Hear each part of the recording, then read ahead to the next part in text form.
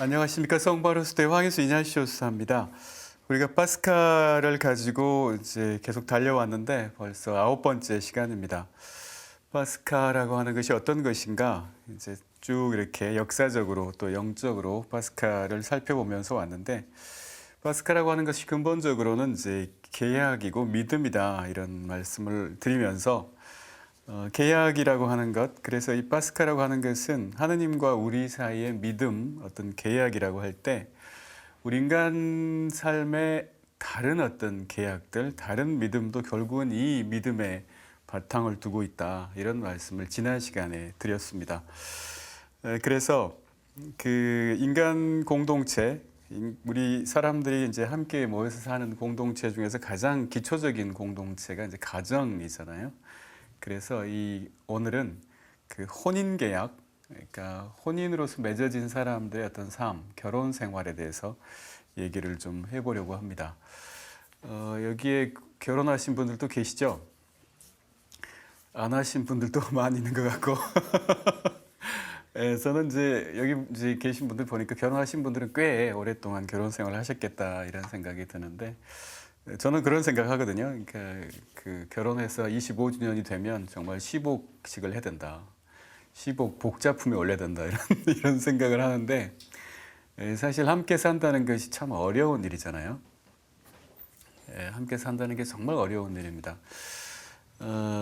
점점 더, 그러니까 이렇게 함께 사는 삶이 서로에 대한 어떤 믿음의 바탕을 두고 이렇게 쭉 걸어가는 그런 길인데, 사실은 이제 결혼을 할 때 우리 그리스도인들은 이제 혼인 계약을 하잖아요. 성사 안에서 성사혼이라고 그래서 거룩한 하느님께서 맺어주시는 계약으로 이제 한 몸이 된다, 이렇게 이야기를 하는데, 이 파스카라고 하는 것 자체가 에집트에서부터 탈출하면서 이제 하나의 백성으로, 이제 그 파스카를 통해서 하나의 백성으로 묶어지고, 이 백성들이 광야를 쭉 이렇게 헤매 다니면서 약속된 땅까지 가기 위해서 계속 광야를 헤매 다니면서 점점 더 깊이 결속을 하게 되죠. 그리고 이제 약속된 땅, 가나안 땅에 들어가서 이제 거기서 이제 어떤 꼴을 갖추고 점점 나중에 이제 나라를 만들고 이렇게 이제 해 나가는 여정을 걷습니다. 그래서 사실은 이 인간 세상의 믿음들도, 우리가 이제 세상을 살아가면서 사람들에 대해서 서로 갖게 되는 믿음들도 사실은 깊이 살펴보면 하느님에 대해서 내가 갖는 믿음이라고 하는 것이 없으면 사실은 존립하지 못합니다. 살펴보면요. 그래서 이제 그 부분을 좀 이제 살펴보려고 하는데, 특별히 이제 혼인 성사, 혼배, 우리가 보통 혼배라고 말을 하지만, 혼배라고 하는 것은 우리 그리스도교 안에서는 어떻게 얘기하냐면, 그리스도와 교회 사이의 계약, 그리스도와 교회 사이의 어떤 관계를 보여주는 거다, 이렇게 얘기를 하거든요. 그것이 이제 어디에서 나오냐면, 그 바오로 사도가 에페소 사람들에게 보낸 편지에 나와요. 그 이야기가 이제 이 에페소서 5장에 나오는 이야기가 보통 그 혼배미사 때 독서로 쓰이는 경우가 있습니다. 들어보셨는지 모르겠는데 이렇게 돼 있어요. 5장에 형제 여러분, 그리스도를 본받아 여러분은 사랑의 생활을 하십시오. 그리스도께서는 우리를 사랑하신 나머지 우리를 위하여 당신 자신을 바치셨습니다. 남편 된 사람들은 그리스도께서 교회를 사랑하셔서 당신의 몸을 바치신 것처럼 자기 아내를 사랑하십시오. 그러니까 이제 그 가정, 그러니까 그 결혼이라고 하는 어떤 것이 그리스도께서 당신 목숨을 바치셨는데 교회를 위해서 목숨을 바치셨다고 하는 이야기를 여기서 지금 하고 있거든요. 그리스도께서는 물로 씻는 예식과 말씀으로 교회를 거룩하게 하시려고 당신의 몸을 바치셨습니다. 이렇게 얘기합니다. 그것은 교회로 하여금 티나 주름이나 그 밖에 어떤 추한 점도 없이 거룩하고 흠없는 아름다운 모습으로 당신 앞에 서게 하시려는 것입니다. 이처럼, 그러니까 이제 그리스도께서 교회를 위해서 당신 목숨을 바치신 것처럼, 이처럼 남편 된 사람들도 자기 아내를 제 몸같이 사랑해야 합니다. 자기 아내를 사랑하는 것은 자기 자신을 사랑하는 것이 아니겠습니까? 이렇게 이제 물어봅니다. 정말 그렇죠? 남편들이 그걸 잘 몰라서 문제가 되겠지만, 자기 아내를 사랑하는 것은 자기 자신을 사랑하는 것이 아니겠습니까? 도대체로 자기 몸을 미워하는 사람은 없습니다. 오히려 자기 몸을 기르고 보살핍니다. 그리스도께서도 교회를 기르시고 보살펴 주십니다. 우리는 그리스도의 몸의 지체들입니다. 그러므로 사람이 부모를 떠나 자기 아내와 결합하여 둘이 한 몸을 이룬다는 말씀이 있습니다. 이제 창세기 말이 여기 인용이 되는 거죠. 참으로 심오한 진리가 담겨 있는 말씀입니다. 나는 이 말씀이 그리스도와 교회의 관계를 말해준다고 봅니다. 바오로가 이제 이 말 이렇게 풀어내는 겁니다. 그러니까 사람이 자기 부모를 떠나서 아내와 한 몸이 된다, 아내와 합하여 한 몸이 된다라고 하는 것이 그리스도와 교회 사이를 말해주는 것이다. 이렇게 이제 설명을 하는 거죠. 자, 이것이 이제 어떤 의미로 이렇게 좀 풀어지는가, 어떻게 이것이 이루어지는가를 이제 좀 살펴보려고 하는데, 그 혼인을 하게 될 때 그 혼배 성사를 하면 사실은 먼저 이제 그 뭘로 시작합니까? 제일 처음에 혼배 미사 할 때 안 해본 사람들은 잘 모를 거고 해보신 분들도 너무 오래돼가지고 지금 가물가물하실지 모르겠는데, 제일 처음에 이제 그 사제가 입당한 후에 사제가 제대에 있으면 이제 신랑이 입장하잖아요. 그렇죠? 기억을 한번 더듬어 보십시오. 신랑이 입장을 하고 그 다음에 누가 들어와요? 네, 신부가 들어오죠. 신부가 들어올 때 어떻게 하죠? 네, 신부 아버지가 잡고 오잖아요. 네, 신부 아버지가 잡고 와서 신랑에게 이렇게 넘겨주는 게 있잖아요. 원래 이거는 이제 이거는 아마 3세기부터 시작된 전통이라고 하는데, 이 우리 현재 이제 교회 그 혼인 성사, 혼인 예식 안에 보면 여러 가지 것들이 섞여 있거든요. 그러니까 교회적인 거하고 이미 있었던 그 당시에 있었던 서양에 있었던 그런 전통들이 합해져 가지고 된 것인데, 이것은 이제 신랑한테 신부 아버지가 그 자기 딸을 넘겨주는 그런 예식이 있었습니다. 3세기 때 그런 그 풍습이 있었어요. 그래서 이제 말하자면 신부 아버지가 자기 딸을 데리고 와서 신랑에게 넘겨주면서 자기가 이렇게 이제 자기는 이제 다 했다 이거죠. 그런 건데, 당시에 약혼식을 할 때 그렇게 했다 그래요. 약혼식을 할 때 이 특별히 그 서양 사람들 로마법에서는 이 결혼할 때 결혼하는 이 풍습에서 가장 중요했던 것이 동의였습니다. 동의. 그러니까 이제 우리나라도 그렇지만 결혼은 양쪽 집안의 일이라고 이렇게 얘기를 하잖아요. 그러니까 이제 양가에서 서로 이제 얘기를 해가지고 동의를 하면, 그래서 이제 집안의 일이기 때문에 신랑의 부모들은 신부감을 찾아주는 것이 중요한 임무고, 또 신부 집안에서도 신랑감을 찾아주는 게 중요한 임무잖아요. 요즘은 좀 달라졌지만 옛날에는 그랬다는 거예요. 그래서 이제 그래가지고 양쪽에서 이제 계약을 하게 되는 겁니다. 같이 합의를 해가지고 둘을 결혼시키자 이렇게 하면 이제 신랑 후보자하고 신랑 결혼하고 싶은 남자하고 이제 신부 아버지가 만나서 이제 이렇게 합의를 하는 겁니다. 그러면서 신랑 아버지는 그때 지참금을 이제 주는 거고, 지참금이라고 하는 게 이제 그 자기 딸 몫으로 갈 유산을 미리 집행하는 거죠. 그러니까 이제 딸이 시집을 가니까 재산을 주는 거잖아요. 네. 지참금을 주고, 또 이제 신랑도, 그러니까 신랑 결혼할 사람도 자기가 또 뭔가를 이제 가져와서, 뭐 옛날 전통적으로 뭐 요즘도 그런 얘기 하지만 뭐 그 조금 가난한 지역 이런 데서는 뭐 소를 한 마리 갖다 주고 뭐 결혼한다 뭐 이런 얘기 들어보셨죠? 그런 것처럼 이제 그렇게 해서 약혼식을 끝내면 그때 신부 아버지가 신랑한테 그 자기 딸을 이렇게 이제 주는, 뭐 좀 준다니까 좀 표현이 이상합니다만은 어쨌든 이렇게 이제 결혼을 하게 됐다 이렇게 넘어가는 그런 예식이 있는데, 그것이 이제 그 우리한테도 지금 그대로 남아 있는 거죠. 지금 그 풍습이, 서양 사람들 그 결혼 풍습이. 요즘은 보면 뭐 그냥 씩씩하게 자기 아버지 손 안 잡고 그냥 막 혼자 들어오잖아요. 요즘 보면 젊은 사람들 그게 되게 좋은 것 같아요. 이렇게 혼자 씩씩하게 들어와가지고 딱 이렇게 같이 이렇게 하는데, 어쨌든 그래서 이제 혼인을 시작하게 되면 여기서 이제 이 혼인이라고 하는 것이 그리스도와 교회와의 결합이다라고 하기 때문에 우리 이 이제 성사 결혼 예식 안에서 중요한 건 뭐냐면 축성 생활을 하는 사람들, 축성 생활을 하는 사람들과 결혼 생활을 하는 사람들, 이 두 가지가 동등한 것으로 봅니다. 이 두 가지가 이제 교회 전통 안에서는 그 수도 생활이라든지 뭐 이런 것들을 조금 더 우위에 있다고 봤어요.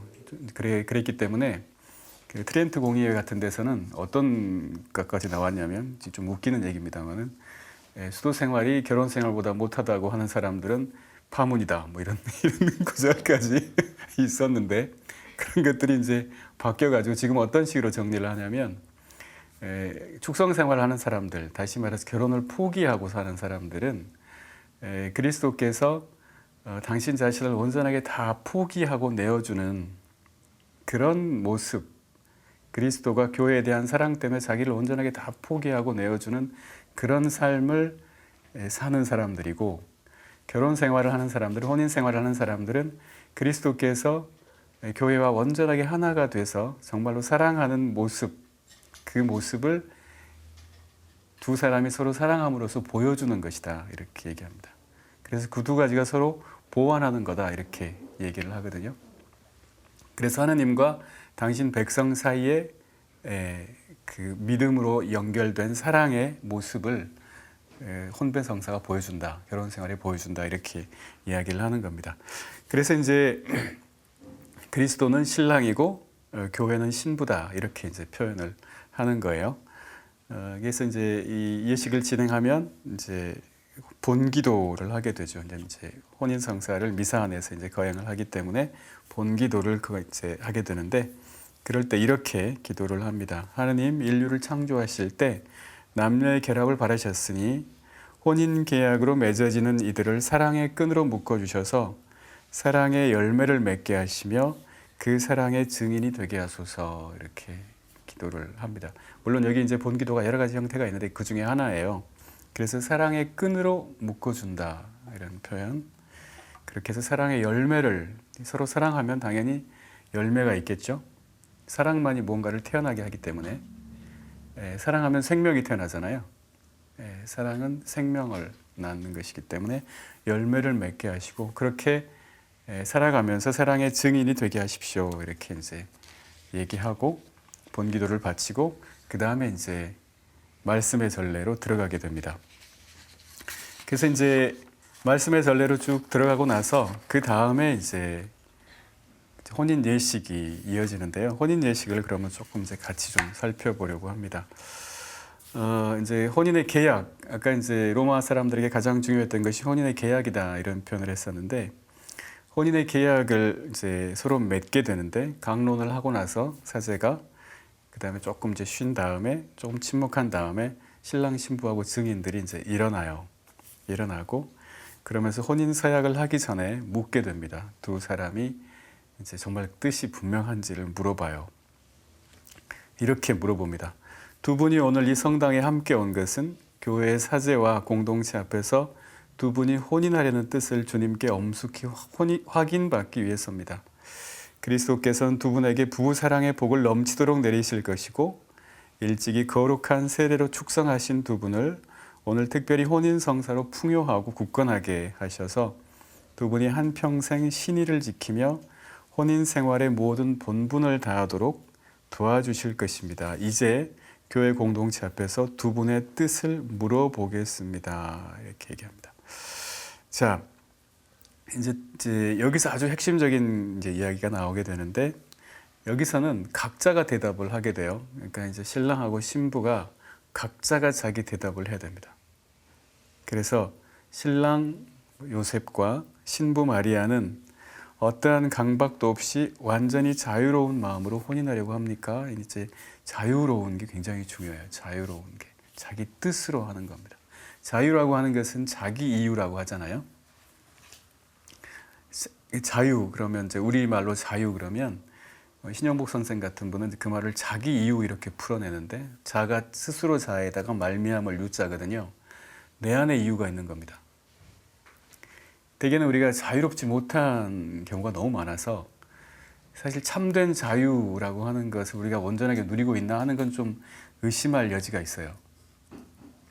지난번에도 그런 말씀을 드린 것 같은데, 뭔가 다른 사람의 욕망을 내가 그냥 받아와서 누가 가르쳐 준 대로 이걸 해야 되니까 안 하면 좀 이상하니까 남들은 다 그렇게 사니까 이렇게 해서 살아가는 경우가 많잖아요, 우리가. 뭔가 뭐 좋은 학교를 가야 되고 뭐 좋은 직장을 가져야 되고 남들이 인정하는 뭔가를 해야 되고 이게 사실은 남의 욕망들을 내 욕망으로 삼는 거잖아요. 안 하면 좀 이상하니까 쫄리고 뭐 대학을 안 가면 안 될 것 같고 뭐 다 그런 식인데 이 자유롭지 못한 거죠. 그러니까 진짜 내가 자유로운가는 그러니까 이게 자기 이유라고 내 안에 그 이유가 있는가, 내가 그것을 할 그 뭔가가 있는가라고 하는 거, 이거가 이제 굉장히 중요한 거죠. 그래서 우리가 보통 이제 그 의지를 얘기할 때 의지를 라틴 말로는 볼론타스라고 하거든요. 볼론타스라고 하는데 볼론타스라고 하는 말은 의지라고 하는 말은 라틴 말로 볼로라고 하는 말에서 나왔어요. 볼로는 내가 원한다는 뜻입니다. 나는 원한다. 내가 원할 때 그것이 의지가 돼요.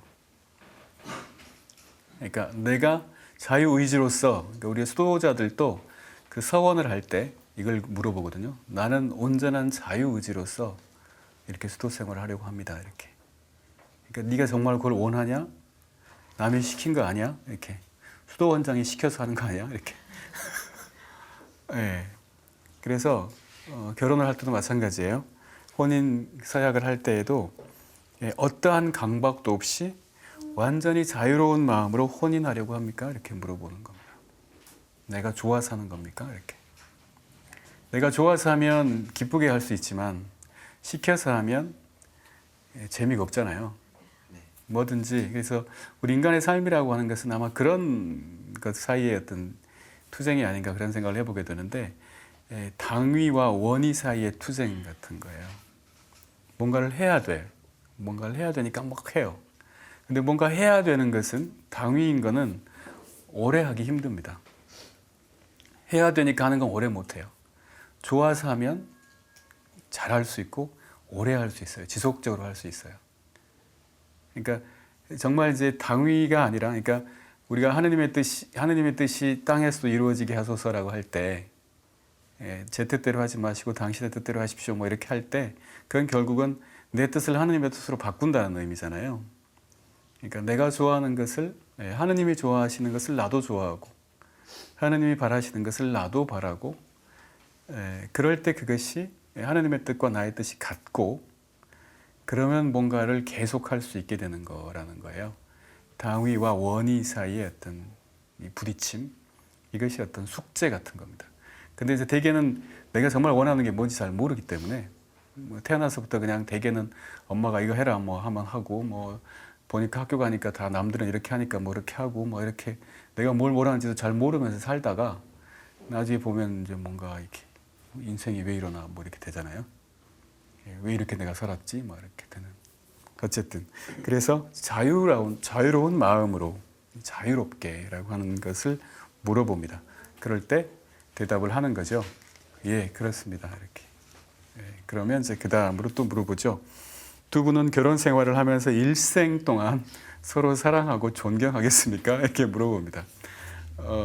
아마 이제 이런 서약을 하신 분들이 지금 생각해 보시면 지금까지 잘 사랑하고 존경하셨는지 먼저 한번 돌아보세요. 어떻게 했지? 과연 내가 사랑하고 존경하겠습니까? 여기에 이제 중요한 것은 이건 이제 신의에 대한 물음입니다. 신의. 그러니까 일생 동안 신의를 지키겠습니까? 일생 동안 사랑하겠습니까? 일생 동안 존경하겠습니까? 이렇게 물어보는 거잖아요. 사랑하는 것하고 존경하는 것. 이 두 가지. 그러니까 그 요한복음에 보면 예수님이 그 제자들한테 그런 얘기를 하거든요. 내가 이제 너희를 더 이상 종이라고 부르지 않고 벗이라고 부른다. 친구라고 부른다. 이렇게 이야기합니다. 왜냐하면 종은 주인이 하는 걸 다 모르기 때문이다. 나는 이제 아버지에게서 들은 것을 다 여러분에게 알려주었다. 이렇게 얘기하거든요. 그러니까 이 사랑하고 존경하는 것이 같이 가야 되는 거죠. 두 개가 같이 가야 합니다. 그러니까 예수님은 스승이신데 나는 길이요 진리요 생명이다 이렇게 말씀하신 그분이 제자들한테 그렇게 말하잖아요. 너희들이 나를 스승이라고 부르니까 그 말이 맞다. 그러면서 발을 씻어주면서 내가 지금 하는 걸 너희들이 좀 알겠냐? 나중에 알게 될 거다. 지금은 모르지만 나중에 알게 될 거다 이렇게 말씀하시는데 친구가 될 수 없다면 진짜 스승이 될 수 없다 이런 말이 있거든요. 친구가 될 수 없다면 진짜 스승이 될 수 없고 스승이 될 수 없다면 진짜 친구가 될 수 없다 이런 말이 있습니다. 같은 거예요. 그러니까 한 몸으로서 부부가 같이 살아가는 중에도 이 사랑이라고 하는 것을 잊어서는 안 되고 친밀감이잖아요. 사랑이라고 하는 것은 친밀감. 깊은 친밀감 안에 살지만 동시에 존경도 없어서는 안 되는 거죠. 그러니까 스승이시면서 친구이신 예수님과 같은 모습. 여기에서 이제 일생 동안 서로 사랑하고 존경하겠습니까? 라고 말할 때 그 의미가 어디가 있는가? 그리고 사랑과 존경이 함께 있다는 것이 어떤 의미인가를 우리가 좀 볼 수 있는 겁니다. 평생 그렇게 한다고 약속을 하죠. 예, 그렇게 하겠습니다. 이렇게 얘기를 하고요. 그 다음에 이제 또 두 사람은 하나님께서 주실 자녀를 사랑으로 받아들이고 그리스도와 교회의 가르침에 따라서 그들을 기르겠습니까? 이건 이제 뭐 나중에 나이 들어서 결혼한 사람들은 이제 이건 이제 생략하는데 이건 안 하는데, 예, 이건 이제 그 자녀를 이제 하나님께서 주실 때 그 자녀를 내가 받아들일 것인가, 사랑으로 받아들일 것인가라고 하는 거. 자녀를 사랑으로 받아들인다. 그리고 그 자녀를 교회의 가르침에 따라서 그리스도의 가르침에 따라서 기른다라고 하는 이 의무가 이제 주어지는 건데요. 대개는 이걸 서약을 하잖아요. 대개 이제 결혼할 때, 혼인 서약을 할 때 합니다만은 자녀를 사랑으로 받아들인다는 것이 어떤 의미일까? 자녀를 사랑으로 받아들인다는 것이 대개는 이제 우리들은 그런 얘기 하잖아요. 독일 같은 데서는 그 고등학교 다닐 때 아이들 키우는 법을 배운다 그러더라고요.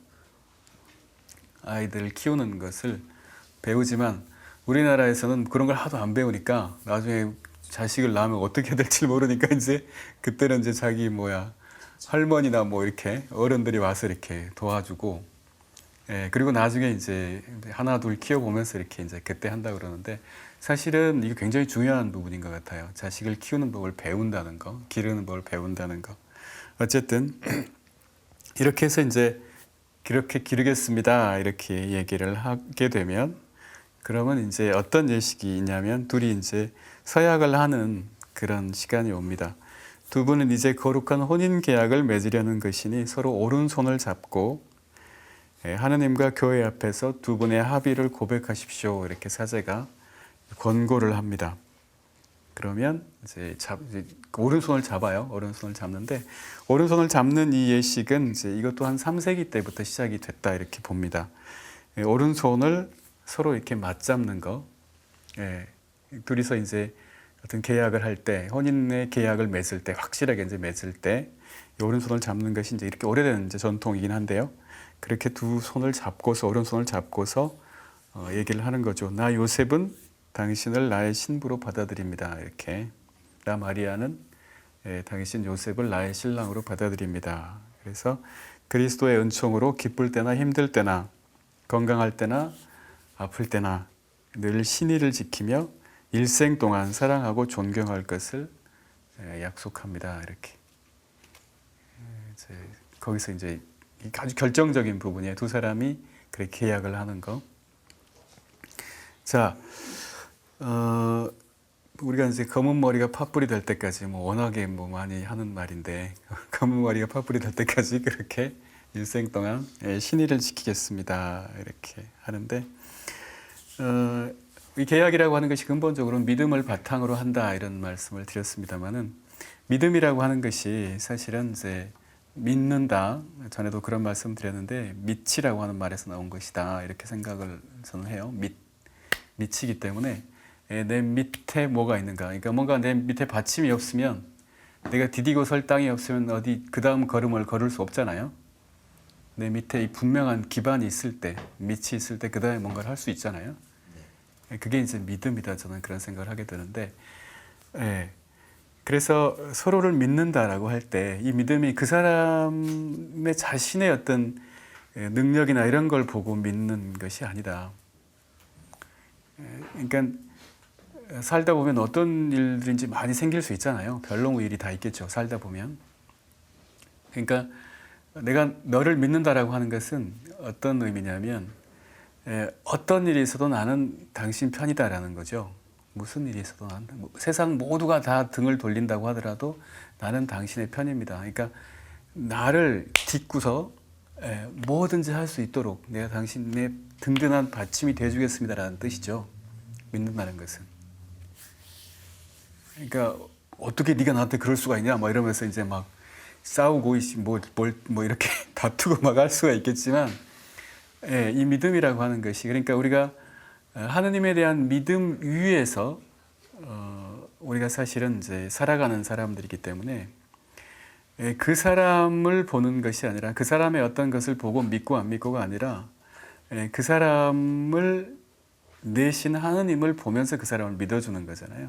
사람이라고 하는 것은 믿어주면 믿음직스럽게 되거든요. 원래 네가 하는 게 다 그렇지 뭐 이러면 뭐든지 못하게 돼요. 갑자기 막 잘하던 사람도 막 못하게 됩니다. 근데 뭐 프란치스코 형제는 정말 내가 믿을만 하지. 그러면 막 갑자기 막 능력이 막 10배로 막 이렇게 생기는 거예요. 인간이라는 게. 그러니까 믿어주면 믿음이 나와요. 믿어주면 믿음직스러운 사람이 됩니다. 인간이라는 게. 사랑하면 사랑스러운 사람이 돼요. 사람이 사랑을 받으면 자기 안에서 사랑이 나와요. 사랑스러움이 나옵니다. 이것이 어떤 인간의 어떤 신비라고 할 수 있는데 막 미워하면 너 인간 이거 네가 말이야 이러면서 막 미워하면 자기 안에서도 막 미움이 나오는 거예요. 미워하면 미움이 응답하고 사랑하면 사랑이 응답하는 겁니다. 이것이 어떤 굉장히 신비로운 모습이라고 할 수가 있는데 그래서 신의를 지킨다. 일평생 신의를 지키면서 서로 존경하고 사랑한다고 하는 것은 그런 의미를 가지고 있다 이런 이제 생각을 해보게 됩니다.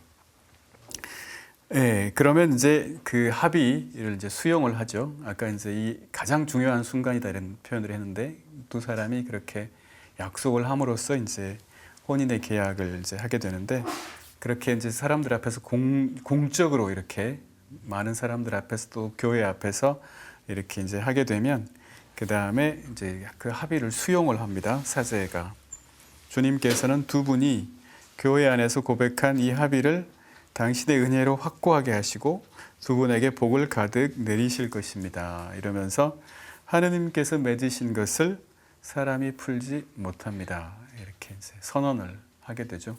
보통은 이제 혼인의 불가해소성이다 이렇게 말을 하는데 이제 하느님께서 맺어주셨기 때문에 사람이 풀 수 있는 것이 아니다 이렇게 이야기를 합니다. 그리고 나서 이제 그 반지를 축복하고 교환하는 이제 시간이 돼요.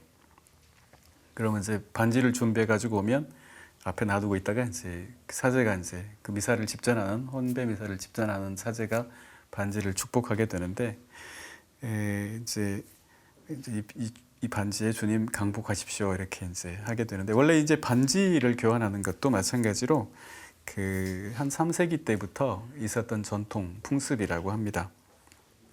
근데 이때 그 교환하던 반지는 아주 단순한 반지였다고 해요.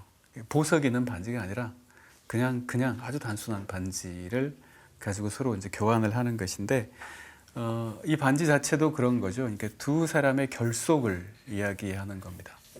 두 사람의 결속을 얘기하는 건데 그래서 가령 우리가 보면 뭐 주교님도 반지 끼잖아요. 주교 반지 있잖아요. 이 주교 반지가 주교와 교구와의 결합을 의미하는 거거든요. 그러니까 그리스도와 당신 백성, 그리스도와 교회의 관계를 말하는 것처럼 주교가 끼고 있는 반지는 주교와 교구의 어떤 그 결합성, 그러니까 이것도 약간 혼인과 같은 그런 뜻을 가지고 있는 거예요. 그러니까 가령 우리가 뭐 우리가 어떤 선물을 누구한테 줬을 때 그 선물을 뭐 대강 막 하면 우리가 되게 화를 내잖아요. 내가 준 것을 네가 그렇게 허투루 보냐? 뭐 이러고, 특별히 서양 사람들은 결혼 반지를 안 끼고 있으면 그 어마어마한 그 문제가 되죠.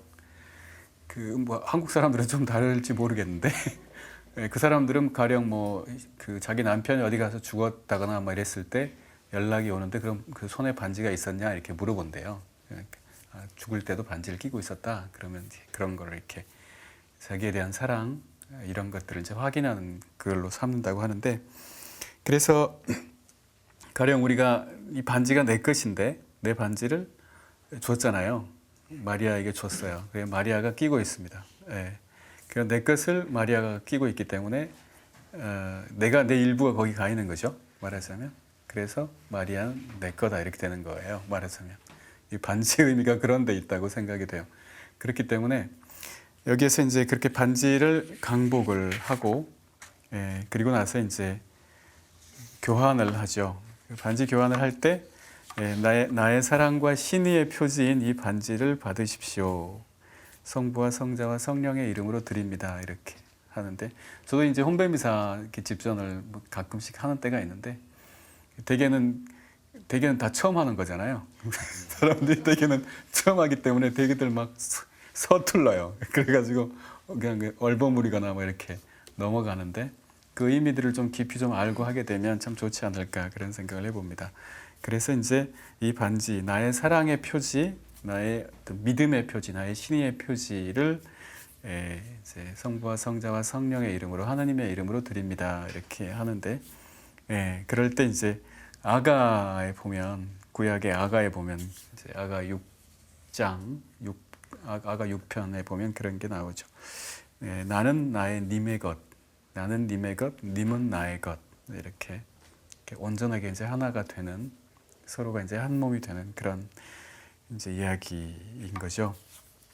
이어서 이제 보편지향 기도가 있습니다. 보편지향 기도에서 이제 결혼한 사람들을 위해서, 이제 신혼 부부를 위해서 이제 그 미사에 참여한 사람들이 함께 이제 기도를 이제 드리는 부분이 있고요. 그리고 나서 이제 이 기도, 보편지향 기도가 끝나면, 신자들의 기도가 끝나면 성찬의 전례가 이어집니다.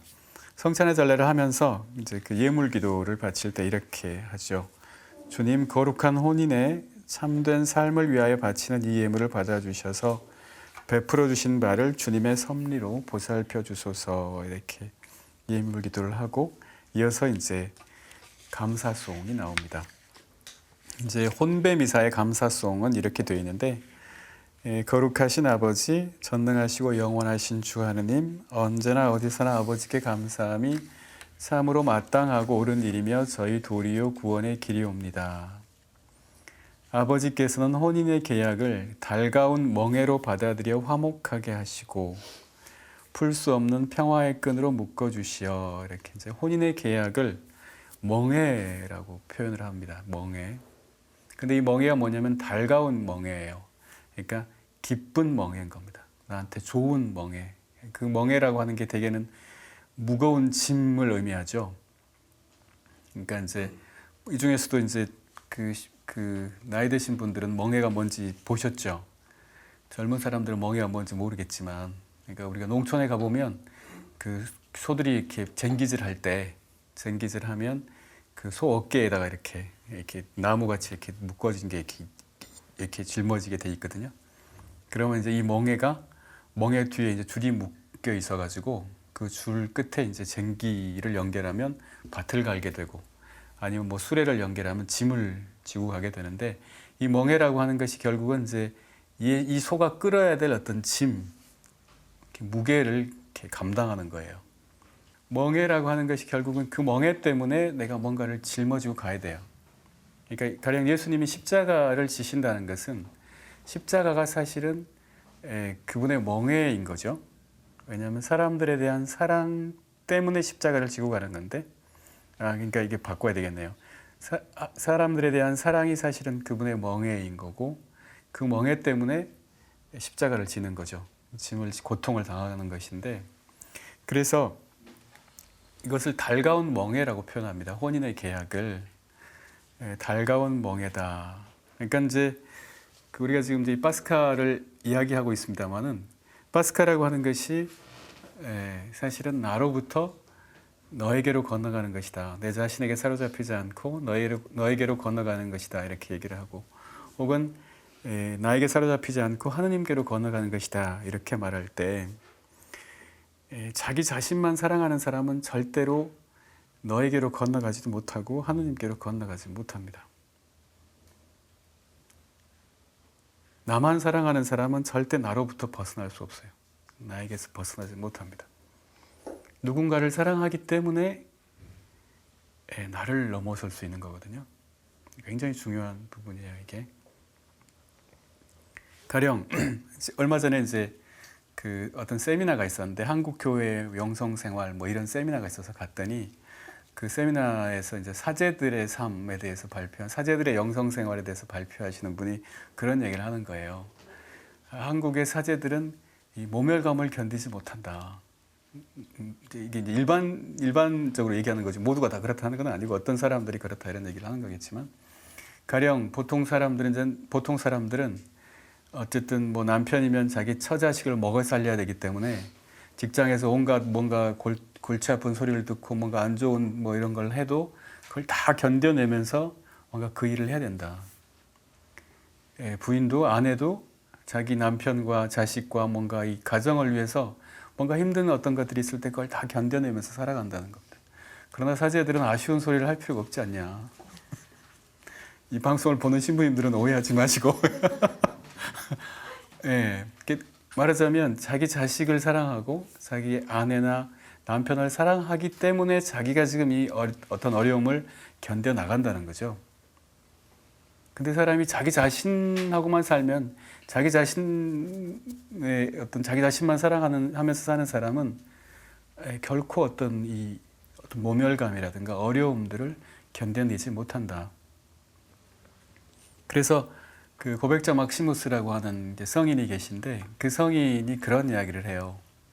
인간이라고 하는 것은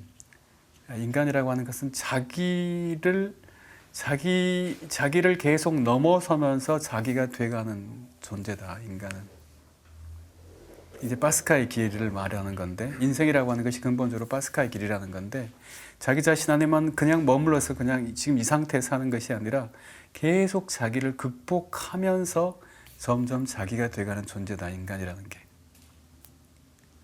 이것이 이제 파스카의 길인 거예요. 그러니까 고백자 막시무스 성인이 말하는 것은, 원래는 당시에 이제 예수님이 하느님이시면서 사람인데, 당시에 이제 그런 뭐 이렇게 교회 안에서 굉장히 시끄러운 신학적인 논쟁들이 있었습니다. 그러니까 하느님에게는 오로지 신적인 의지만 있다. 그러니까 하느님은 오로지 하느님이시다. 이렇게. 예수님은 오로지 하느님이시다. 이렇게. 그래서 신적인 의지만 있고 인간적인 의지는 없다. 인간의 어떤 그런 것은 없었다. 이렇게 말을 하는데, 이제 막시무스 성인이 그런 얘기를 하는 거예요. 공관복음에서 나오는 아버지, 이 잔을 치워주실 수 있으면 좀 치워주십시오. 그러나 제 뜻대로 하지 마시고 당신의 뜻대로 하십시오라는 기도를 하잖아요. 이제 올리브 동산에서 기도를 하실 때 그 말씀을 이제 설명하면서 그런 얘기를 하는 겁니다. 그러니까 예수님 안에는 인간이셨기 때문에 고통받는 게 분명히 있었다. 당신도 죽음을 피하고 싶었는데, 그러나 이분은 하느님이셨기 때문에 동시에 자기 인간적인 의지를 계속 하느님에게 바치면서 자기를 계속 넘어가면서 하느님께 자기 자신을 봉헌하면서 그 길을 가셨다. 고통의 길을 가셨다. 이렇게 얘기를 하고, 그렇기 때문에 그 예수님의 뒤를 따라서 모든 인간들도, 모든 사람들도 자기를 이겨낼 수 있다. 이런 표현을 하는 거죠. 자, 그래서 이제 그 다음으로 좀 시간이 별로 없는 것 같은데, 그래서 이제 이제 혼인의 축복이 이어집니다. 혼인의 축복이 이어지는데, 여기에 이제 혼인의 축복에서는 이런 얘기를 합니다. 하느님께서는 전능하신 힘으로 만물을 창조하셔서 우주의 기원을 마련하셨나이다. 사람을 당신 모습대로 만드시며 남자에게 여자를 불가분의 내조자로 주셨나이다. 이로써 남녀가 더 이상은 둘이 아니라 한 몸이며 결코 갈릴 수 없음을 가르치셨나이다. 하나님께서는 부부의 인연을 숭고한 성사로 축성하심으로써 그리스도와 교회의 신비로운 결합을 미리 보여주셨나이다. 여기서 이제 그리스도와 교회 사이의 어떤 결합, 그래서 신랑과 신부의 어떤 사이가 그것을 예표한다는 이야기를 하고 있죠. 그래서 주님 혼인으로 결합해서 주님의 강복을 청하는 이 부부를 자애로이 굽어보소서. 성령의 은총을 내리시고 주님의 사랑을 이들 마음에 부어주셔서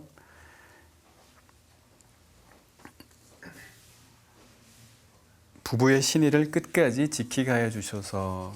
그 다음에 이제 특별히 여기서 이제 신부에게 이제 해당하는 것인데, 주님의 딸 마리아에게는, 누구에게는 사랑과 평화의 은총을 내리셔서 성서에서 칭송하는 거룩한 부녀들을 언제나 본받아 살게 하소서. 남편은 아내를 진심으로 믿고 대등한 반려자로 여기며 영생의 은혜도 함께 누릴 것으로 알고 마땅히 존경하고 위해주면서 그리스도께서 교회를 사랑하시는 그 사랑으로 사랑하게 하소서.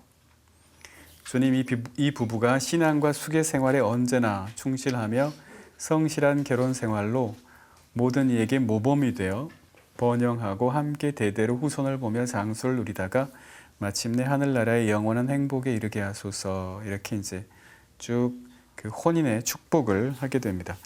이 혼인의 축복이라고 하는 것도 이제 아마 그 고대의 한 4세기 이후에 이제 축복이라고 하는 것이 자리를 잡게 되는데, 처음에는 그 신랑 신부가 신방에 들어가기 전에, 이게 이제 첫날 밤을 보내기 전에 신방에서 축복을 했다 그래요. 그러니까 왜 신방에서 축복을 했을까? 이제 그거는 이제 그 학자들 사이에서 좀 이제 의견들이 갈립니다. 그러니까 아마 신방이면 사람들이 잘 못 보는 곳이잖아요.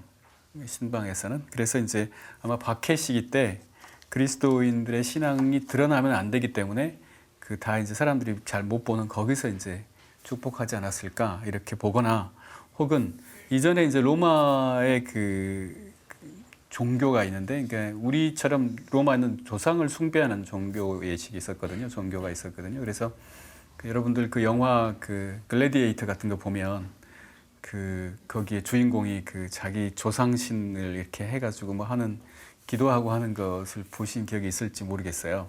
보면 그런 내용이 나오는데, 예.